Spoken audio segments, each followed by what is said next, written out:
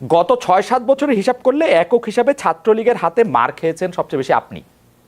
৬-৭ বছর তাদের নিগ্রহের শিকার হয়েছেন, জীবনের ঝুঁকির মধ্যে পড়েছেন। যারা আপনাকে বিভিন্ন সময় মেরে ফেলতে চেয়েছে সে ছাত্রলীগ এখন একটা নিষিদ্ধ সংগঠন, এবং এই নিষিদ্ধ সংগঠন বা একটা সন্ত্রাসী সংগঠন হিসাবে তাদের একটা নিষিদ্ধ করার ক্ষেত্রে একটা জনমত তৈরি হয়েছিল। এই নিষিদ্ধের দাবির পক্ষে আপনিও ছিলেন কিনা জনাব নুরুল হক নূর? এখন এখানে গণ অভ্যুত্থানের পরে গণমানুষের এতটা এই আওয়ামী লীগ এবং তার অঙ্গ সংগঠন ছাত্রলীগ যুবলীগ সহ এই ফ্যাসিবাদের দোসর তাদের প্রতি ঘৃণা তৈরি হয়েছে, মানুষ আসলে তাদের নামটাও শুনতে চায় না। তো যার ফলে আমরা লক্ষ্য করেছি যে আমাদের নেতা কর্মী সহ বড় একটা অংশের মানুষ, বিভিন্ন রাজনৈতিক দল, তারা বলছে যে যেখানে জার্মানি কিংবা ইটালির মতো দেশে ফ্যাসিবাদের কারণে মুসোলিনির পার্টি কিংবা হিটলারের নাৎসি পার্টি নিষিদ্ধ হয়েছে, সেখানে বাংলাদেশে আওয়ামী লীগ এবং আওয়ামী লীগের যে সবচেয়ে সন্ত্রাসী প্রতিনিধিত্ব করি, কাজে আসলে ওই আপনি যেটা বলছেন, আমরা রাজনৈতিক দল হিসেবে অবশ্যই আমরা সকলের প্রতি সহনশীল, সংখ্যাগরিষ্ঠ মানুষের স্বার্থ চাহিদার পাশাপাশি সংখ্যালঘু মানুষেরও নিরাপত্তা, তাদের স্বার্থ দেখাও রাজনৈতিক দল হিসেবে এবং দেশের একজন সচেতন নাগরিক হিসেবে আমাদের দায়িত্ব এবং কর্তব্য।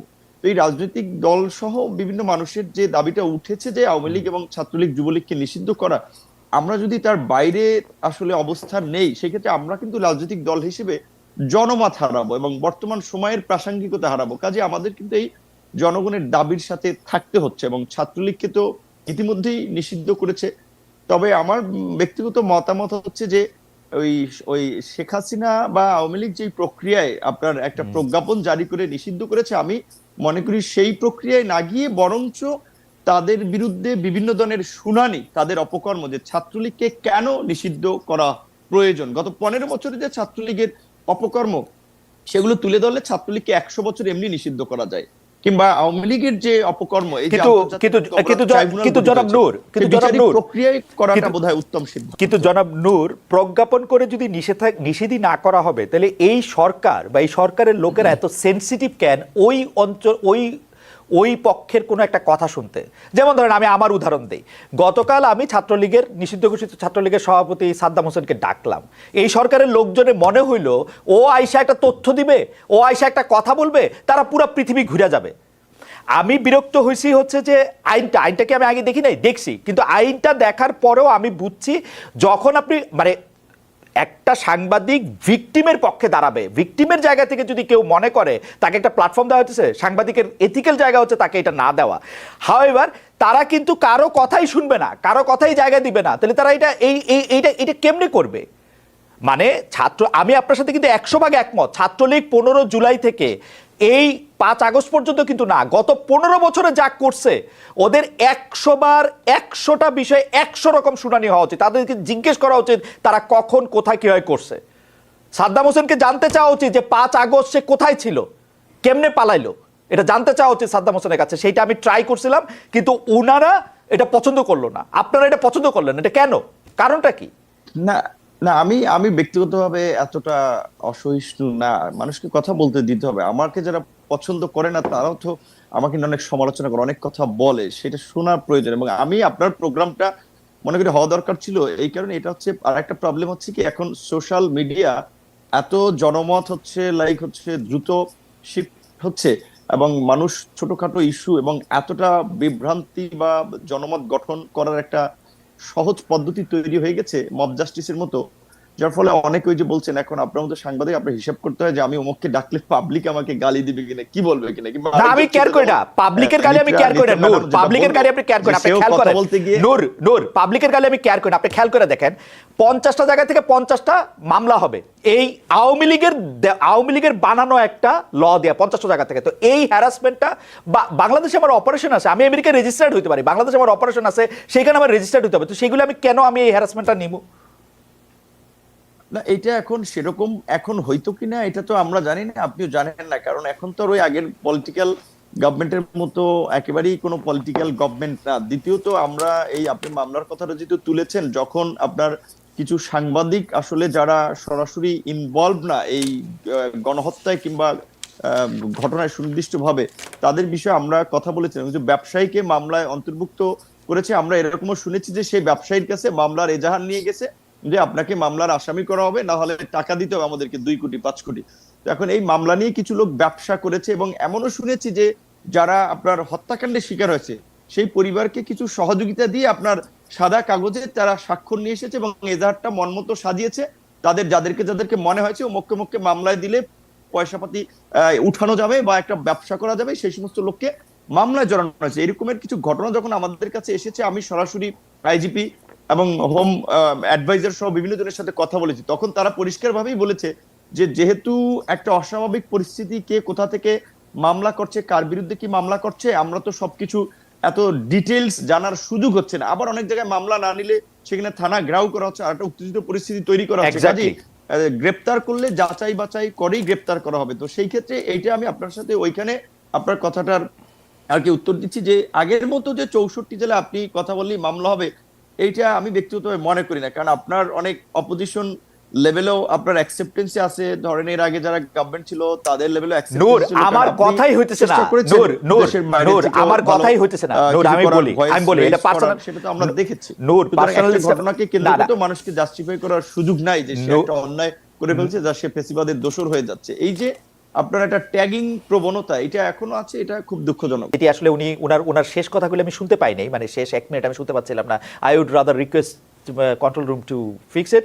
কিন্তু নূর, আপনার কাছে কি মনে হয় যে এই সবাইকে আটকে হঠাৎ করে দেখা যাচ্ছে শিবির আত্মপ্রকাশ করতেছে, এইটা কি বর্তমানে যারা ক্ষমতায় আছেন তাদের একটা প্লটের অংশ কিনা, বা নাকি একটা পপুলিস্ট রাজনীতির একটা অংশ?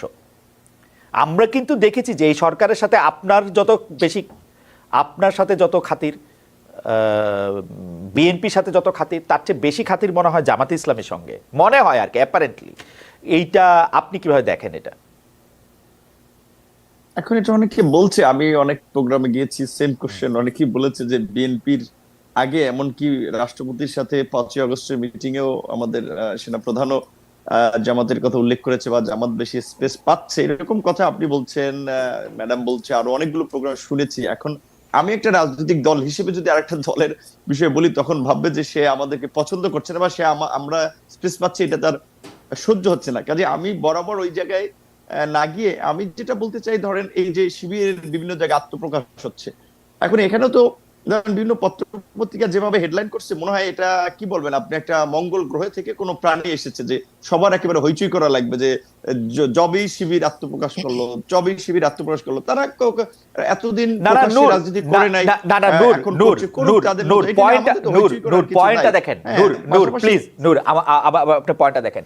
বাংলাদেশের রাষ্ট্র ক্ষমতায় যদি জামাত ইসলামী আসে, বাংলাদেশের অধিকাংশ লোকজন যদি তাদের চায়, আমার কিন্তু কোনো অসুবিধা নাই, বাংলাদেশের শিবির আসুক। প্রবলেম হচ্ছে আপনি অন্য জায়গায় ছাত্র রাজনীতি করতে দিবেন না, লেজুর ভিত্তিক ছাত্র রাজনীতি বন্ধের কথা বলবেন, কিন্তু শিবিরকে আপনি কেমনে কোয়ালিফাই করেন যে ও লেজুর ভিত্তিক ছাত্র রাজনীতি?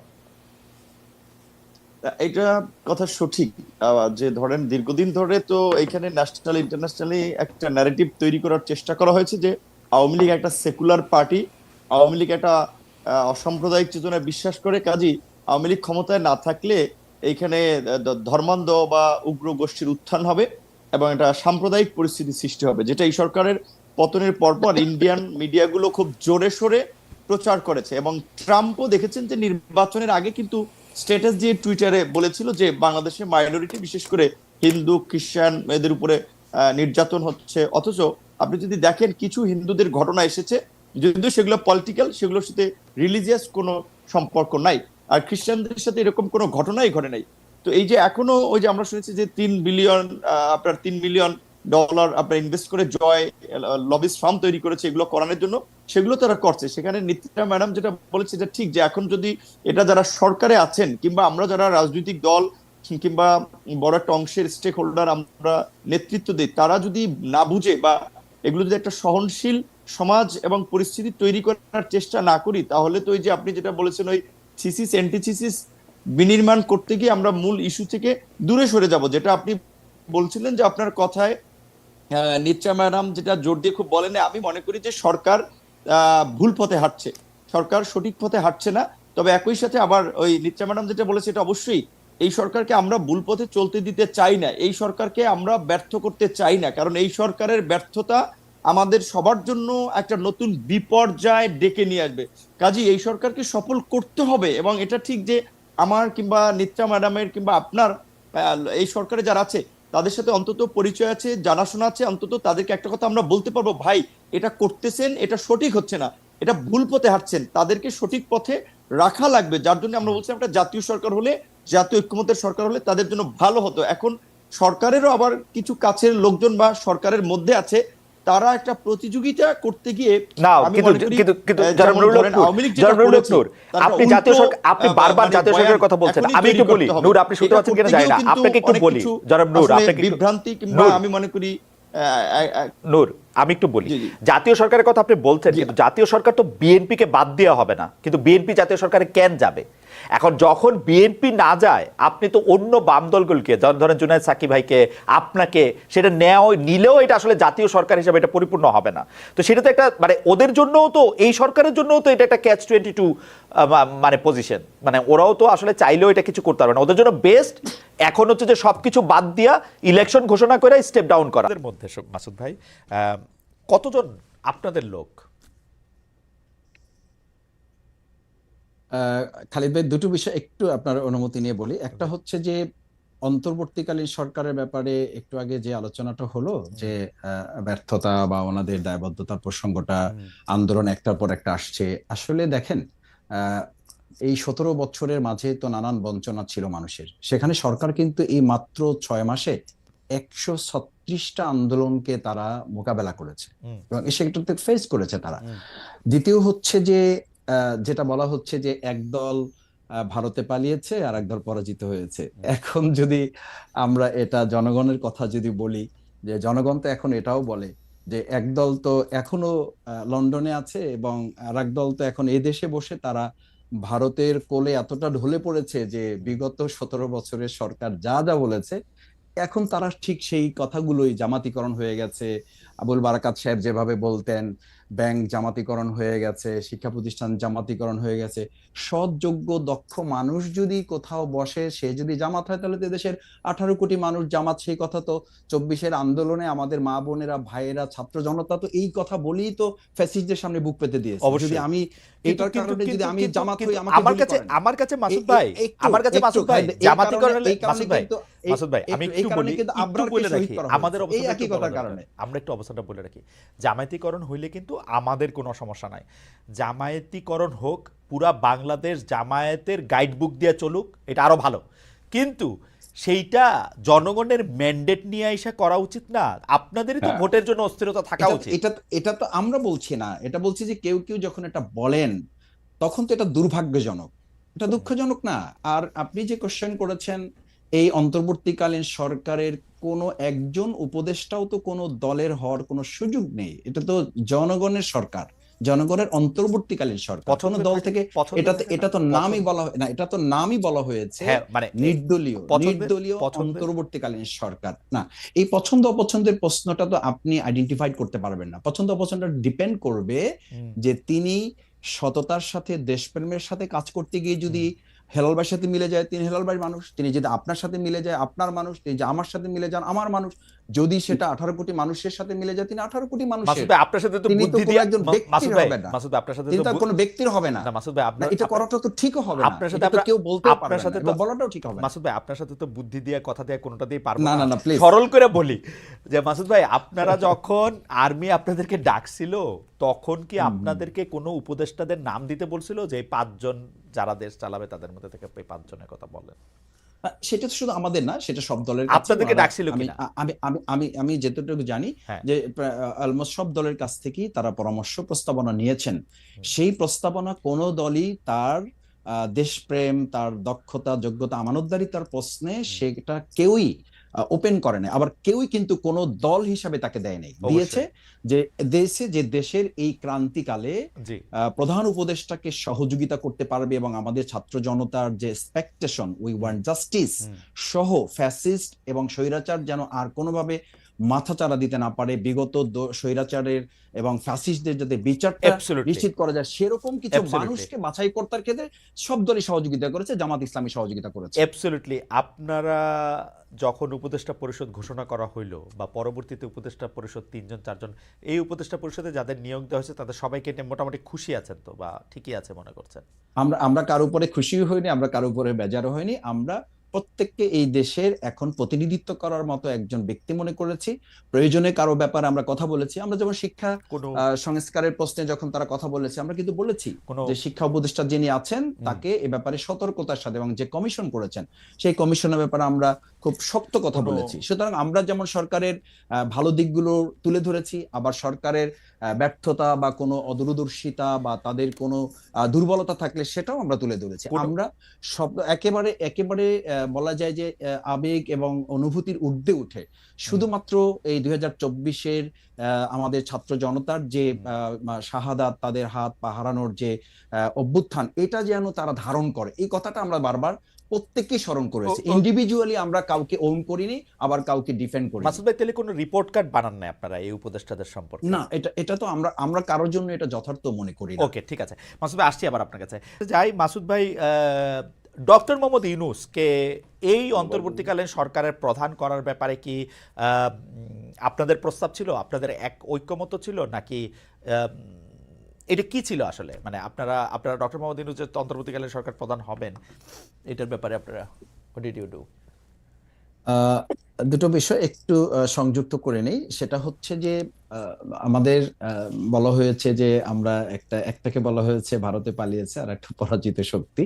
তো এই জায়গায় আসলে আমাদের ক্লিয়ারেন্সটা থাকা প্রয়োজন যে বাংলাদেশের মানুষের কাছে কিন্তু বিষয়টা খুব পরিষ্কার। এটা নিয়ে এখন আর ধোঁয়াশা তৈরি যে বা যারাই করবেন, এই বিতর্কের জায়গাটা 2024-এ জুলাই আগস্টের মাধ্যমে আরো বেশি পরিষ্কার হয়েছে যে অতীতের বিষয়গুলোকে আর বেশি টানাটানি না করে বর্তমান এবং ভবিষ্যৎকে ধারণ করে এগিয়ে যাওয়াটার মধ্যেই আমাদের কল্যাণ।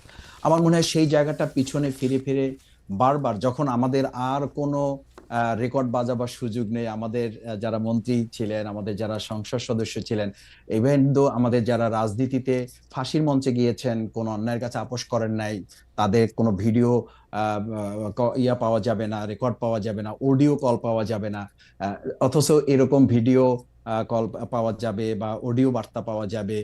সেরকম বিষয়গুলোকে সামনে রেখে তো এখন জনগণ ভাবছে যে আবার একদল ভারতের অনুকম্পা নিয়ে 16 বছর থাকার চেষ্টা করেছে, অঙ্গরাজ্য বানিয়েছে, ইলিশ মাছ আমরা খেতে পারিনি, তাদেরকে পাঠানো হয়েছে। আবার এখন ঠিক একই কথা বলে জামাত ইসলামীকে ওই সময় যেমন দাবিয়ে রাখার চেষ্টা করা হয়েছে, বিতর্কিত করার চেষ্টা করা হয়েছে, জনগণ থেকে আলাদা করার চেষ্টা করা হয়েছে, ঠিক একই কথা যখন যদি আমি বলি, তাহলে আমাকেও তো জনগণ ধরে নিবে যে আমি বোধহয় সেই একই পন্থা অবলম্বন করে আবার বাংলাদেশকে ওই একই রাষ্ট্রের করদ রাজ্যে বা অঙ্গরাজ্যে বা তাদের অনুকম্পা নিয়ে বোধহয় আমরা আবার ক্ষমতায় যাওয়ার একটা ষড়যন্ত্র বা একটা পরিকল্পনা আমরা করছি।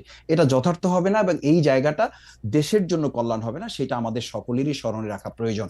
দ্বিতীয় হচ্ছে যে আমাদের শ্রদ্ধেয় প্রধান উপদেষ্টা, আমার এখানে একটু ছোট করে জানতে চাওয়া আছে, আপনাদের যে মানে করদ রাজ্যে পরিণত হওয়া আরেকটা দেশে, সেটা কি শুধু আওয়ামী লীগের এগেনস্টেই বলেন নাকি বিএনপির এগেনস্টেও বলেন?